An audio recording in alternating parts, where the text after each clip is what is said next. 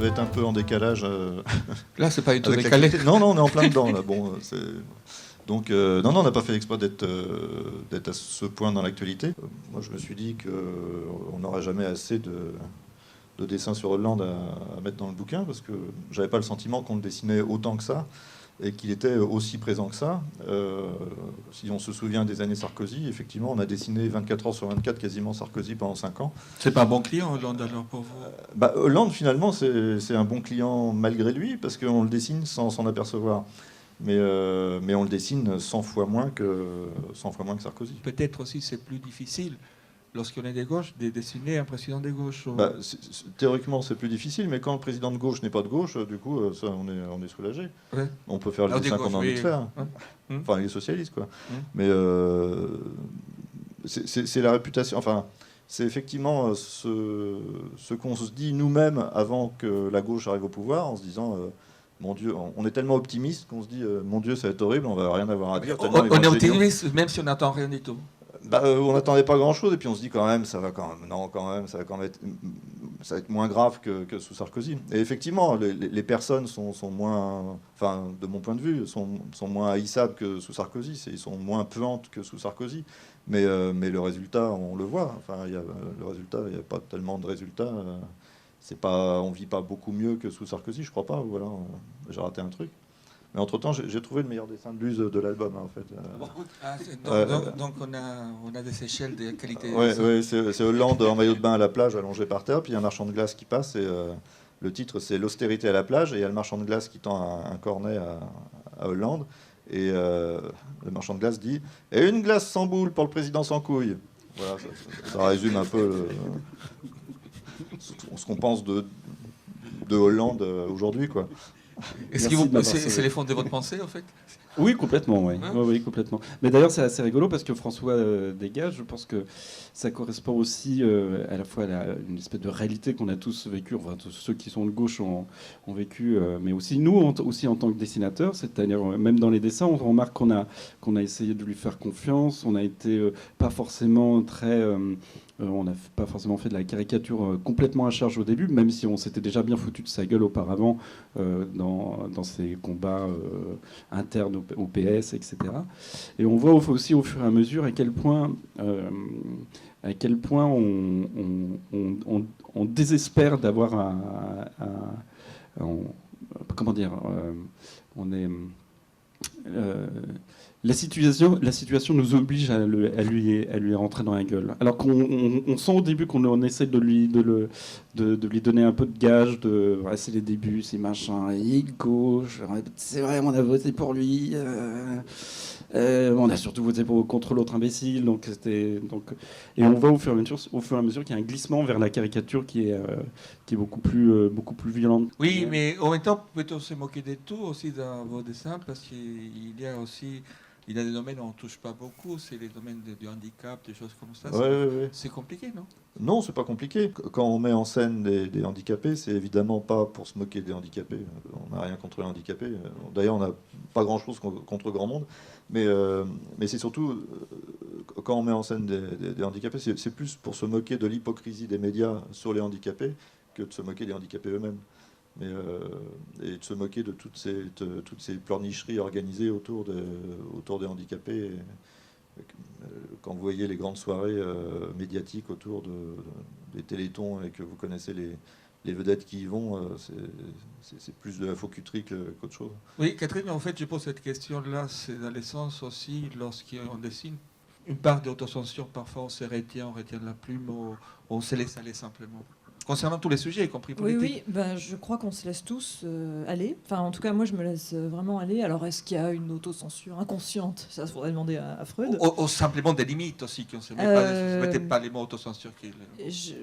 Personnellement, j'en ai jamais connu. Alors, où les limites, ça va être les limites de l'imagination ou de notre intelligence, peut-être. Mais dans les sujets, j'ai pas le souvenir d'avoir été censurée, d'avoir eu des remarques. Et même moi-même, je me lâche... Charlie est vraiment pour moi un exutoire. C'est vraiment l'endroit, le journal où je sors ce que je peux pas sortir ailleurs. Et ouais, je me suis jamais retenue. Ouais. Voilà, je pense que vous non plus. Hein. Non, c'est la même chose aussi. Non. Puis c'est un peu, effectivement, dans les autres journaux, la ligne éditoriale est beaucoup plus stricte qu'à Charlie Hebdo. Il y a des interdits qui sont dits ou qui ne sont pas dits. Donc, si on veut travailler ailleurs, ben, on se tient à ces interdits-là. Mais c'est vrai qu'à Charlie Hebdo, on est à Charlie Hebdo justement aussi parce qu'il n'y a pas d'interdit. La seule limite, enfin en tout cas pour moi en tant que dessinateur et aussi bien en tant que directeur de publication, c'est les limites de la loi. On évite d'aller au tribunal pour insulte ou diffamation. Ça ne nous empêche pas d'y aller. Mais, si le dessin est très très drôle. Mais si le dessin est très très drôle et qu'il y a un petit doute effectivement sur l'issue, est-ce qu'on est poursuivable, est-ce qu'on peut être poursuivi pour ce dessin ou pas? Quelquefois, on prend le risque effectivement d'être poursuivi parce que le dessin nous fait trop marrer. Et tant pis, on est aussi là pour pousser un peu les limites et tester les limites de la loi.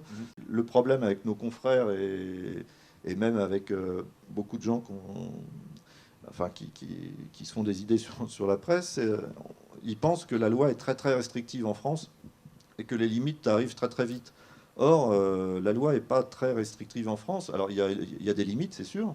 Des limites avec lesquelles on n'est pas forcément toujours d'accord, mais on peut faire énormément de choses, et ce qui empêche la plupart de nos confrères d'en faire autant que nous, ou d'aller aussi loin que nous, c'est pas tellement la loi, c'est leur propre autocensure à eux, et la peur de la loi, c'est-à-dire la méconnaissance de la loi. C'est-à-dire que les gens pensent que s'ils sont poursuivis en justice, ou s'ils risquent d'être poursuivis en justice, ben c'est sûr, ils vont perdre. Or, nous, on est poursuivis en justice très très régulièrement, et 9 fois sur 10, sans exagérer, on gagne nos procès. Et on gagne nos procès, et quasiment c'est 100% des cas quand il s'agit de dessin. Donc les limites, la loi accepte beaucoup, beaucoup de choses. Sauf que personne ne se sert de cette liberté-là. Les gens réagissent, pas plus violemment, mais ont plus tendance à faire appel à la justice qu'il y a 20 ans. Ça s'américanise un peu. Un petit peu, mais on n'est pas non plus... en gros, il y a 20 ans, on était attaqué régulièrement par l'extrême droite catholique. Il y avait une association d'extrême droite catholique qui nous attaquait régulièrement. Aujourd'hui, ils se sont calmés. Je crois qu'ils se sont calmés aussi parce qu'il y a des dissensions internes et qu'ils ont peut-être moins d'argent. Et maintenant, c'est plutôt remplacé par des associations musulmanes. En 2006, quand on avait été attaqué pour avoir republié les caricatures danoises, donc c'était des associations musulmanes qui nous avaient attaqués, mais appuyées en coulisses par l'Église catholique. Et il y avait un prêtre catholique qui était venu témoigner au procès, parce que l'Église catholique se réjouissait du fait qu'il y avait une chance qu'on soit condamné pour blasphème. Et si on était condamné pour blasphème, ça aurait fait jurisprudence.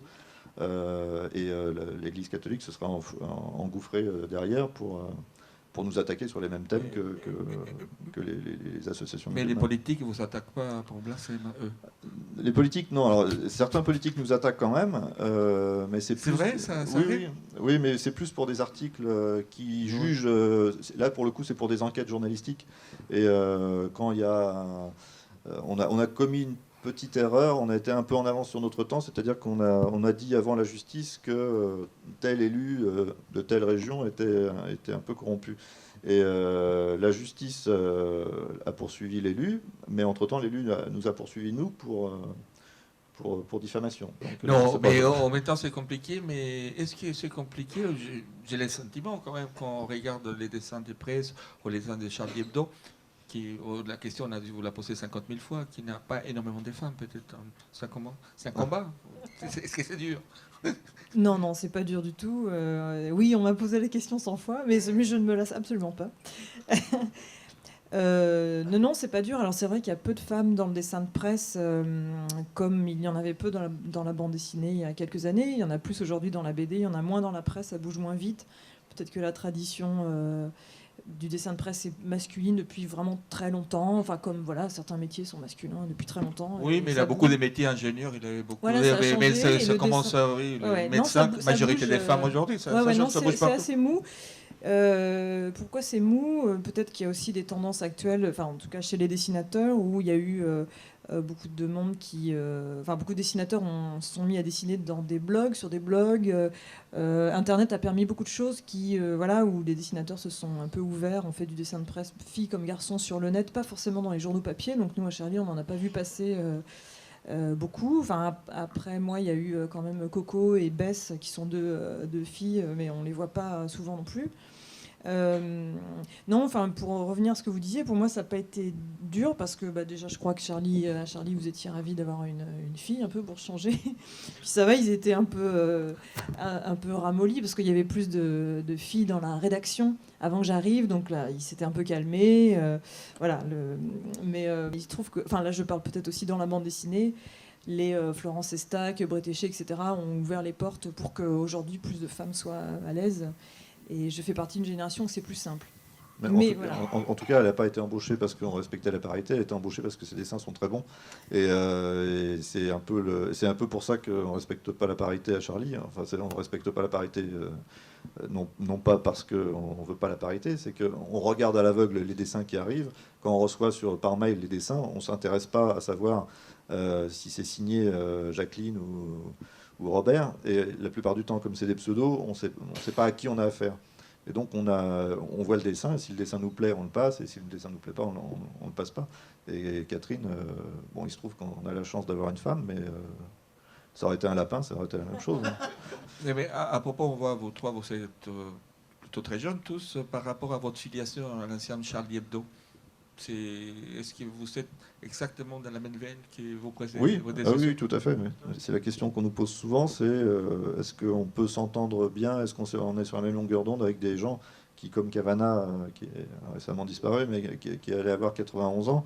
Et oui, quand on discute avec Cavana, il n'y avait aucune différence entre sa perception de la société et la nôtre. Quand on discute avec Cabu, qui a plus de 75 ans, on est sur la même longueur d'onde. Et il n'y a jamais eu... il n'y a pas de différence de génération. L'âge n'est pas un critère. Enfin, à Charlie Hebdo, en tout cas, l'âge n'est pas un critère. Et il faut qu'on fasse un effort pour réaliser que, oui, nos collègues plus anciens sont vraiment plus anciens. Wolinski, qui aurait l'âge d'être un grand-père ou un arrière-grand-père, on le voit comme un gamin qui fait des conneries comme nous, on en fait, quoi.